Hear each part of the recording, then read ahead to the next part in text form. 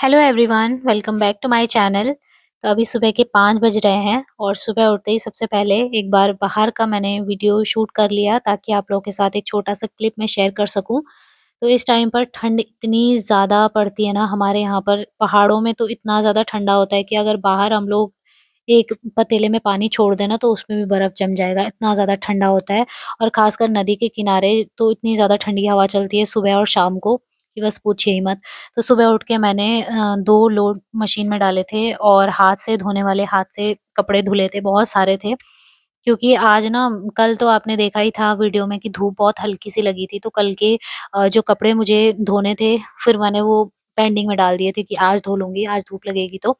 तो आज बहुत सारे हो गए थे, इस वजह से मैंने सुबह जल्दी उठ के सबसे पहले एक बार ये काम निपटा लिया। और अब जैसे सर्दियाँ बहुत ज़्यादा बढ़ चुकी हैं, हद से ज़्यादा ठंडा हो रहा है, इतनी कड़कती हुई ठंड में ना काम करने का एक तो मन नहीं करता है और दूसरा ये है कि छोड़ भी नहीं सकते हैं। तो यहाँ पर मैं अंदर रूम में आ गई थी, उसके बाद अपने पहले तो मैंने अपने बेडरूम को क्लीन किया, सब कुछ अच्छे से समेटा और अब इसके बाद बाहर वाले रूम को क्लीन करूँगी। तो एक बार मैंने अंदर वाले रूम को झाड़ू-पोछा वगैरह लगा के सब सेट करके रख दिया, इसके बाद बाहर वाला करूँगी। तो अभी इस टाइम पर अभियान भी उठ चुका था और मेरी मम्मी भी आ चुकी थी, तो वो लोग बाहर पे हैं। तो आज मेरे काम करने की स्पीड थोड़ी-सी स्लो भी चल रही थी क्योंकि मेरी तबीयत ख़राब हो गई है।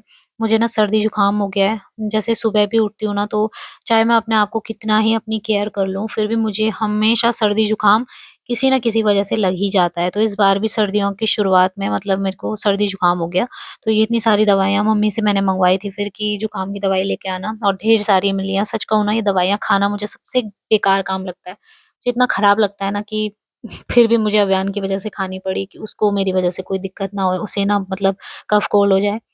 तो यहाँ पर मैं बस मुँह बना के वो दवाइयाँ ही खा रही थी और अब मैं सोच रही हूँ अपना रूटीन थोड़ा-सा मैं चेंज कर लूँ। अब मैं जैसे जल्दी उठ जाती हूँ ना, तो इतना जल्दी मैं नहीं उठूँगी क्योंकि रात को लेट से सोना हो रहा है और दिन भर फिर काम, काम, काम हो रहे हैं, जिसकी वजह से मैं अपनी हेल्थ पर फिर ज़्यादा फ़ोकस नहीं कर पा रही हूँ, अपना ध्यान ज़्यादा अच्छे से रख नहीं पा रही हूँ। मैंने सोचा मैं साढ़े 5 या 6 बजे उठूँगी, जैसा मतलब मुझे टाइम लगेगा वैसे। काम तो देखिए दिन भर के चलते ही रहेंगे, लेकिन अपनी सेहत भी बहुत ज़्यादा ज़रूरी है।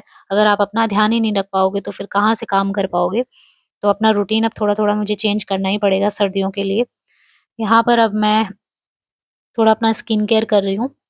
मैंने फेस वॉश कर लिया था और जैसे मैं कुछ भी क्रीम वगैरह अगर अपने फेस पर अप्लाई नहीं करती हूँ ना, तो मेरा चेहरा एकदम व्हाइट सा हो जाता है, मतलब ऐसा रूखा-रूखा सा, जैसे अजीब सा नहीं होता, मतलब विंटर में सूखी-सूखी सी स्किन हो जाती है, दिखती है, मतलब ऐसे देखो ना तो साफ पता चलता है इसकी स्किन कितनी ड्राई है।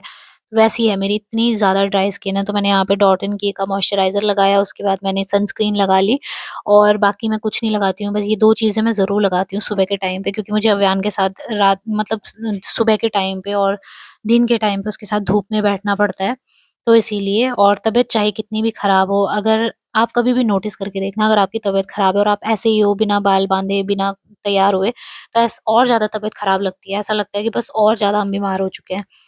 लेकिन अगर तुरंत आपने थोड़ा बाल बना लिए, थोड़ा स्किन केयर कर लिया या जो भी आपको अच्छा लगता है, थोड़ा मतलब रेडी हो गए तो अच्छा लगता है, तबीयत उतनी खराब महसूस नहीं होती है। तो अभी मैं काफ़ी अच्छा फ़ील कर रही थी।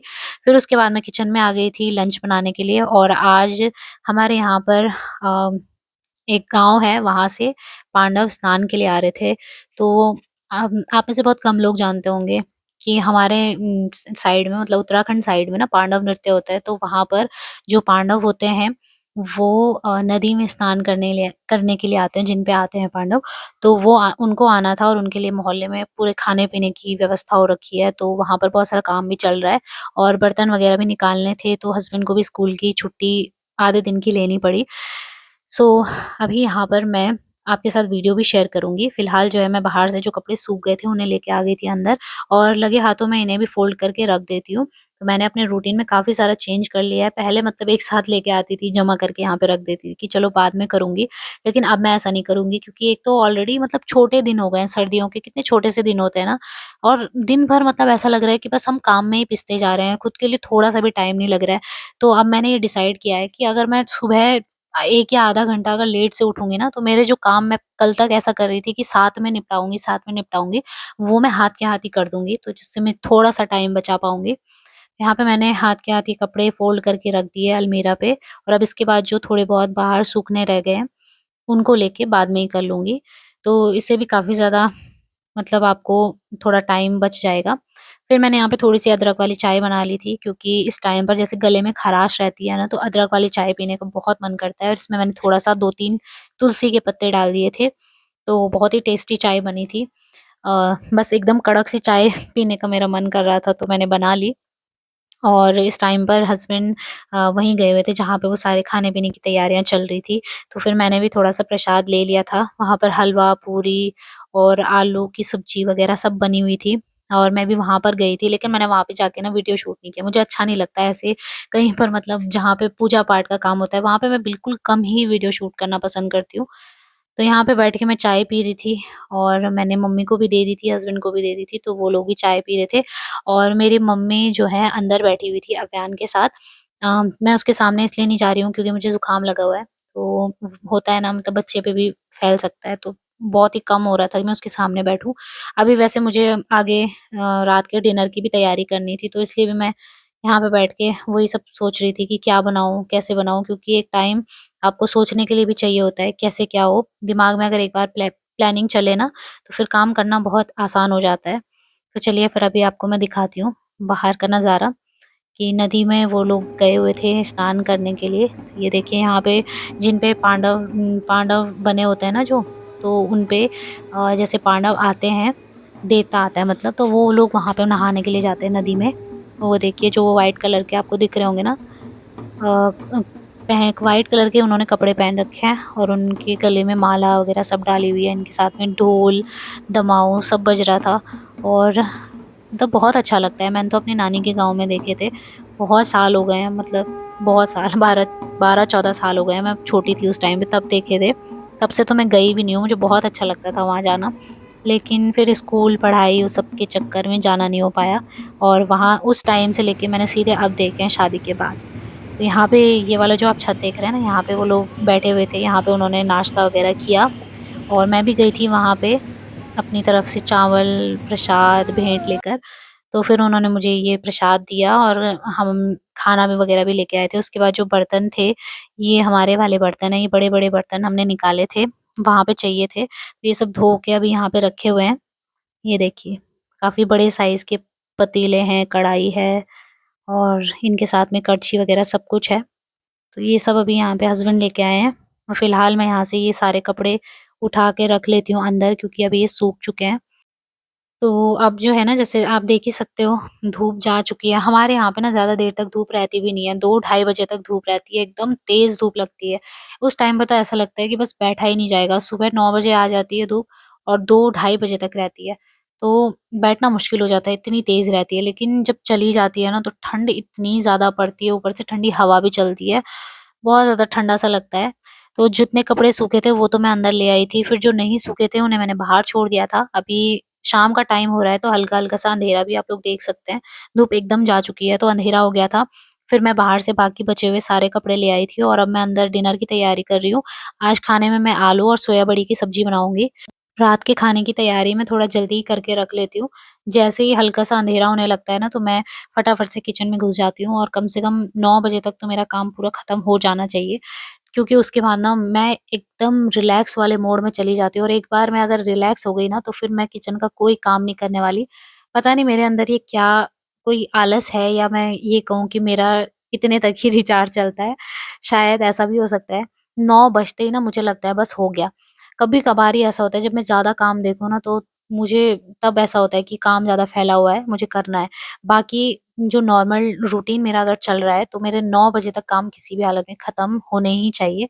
ये मेरी कोशिश रहती है। तो बस यहाँ पर मैंने अव्यान के लिए भी खाना बना लिया है, मतलब रखा हुआ है, अभी बना नहीं है। उसके लिए तो मैं मिक्सी में पीस के उसे देती हूँ।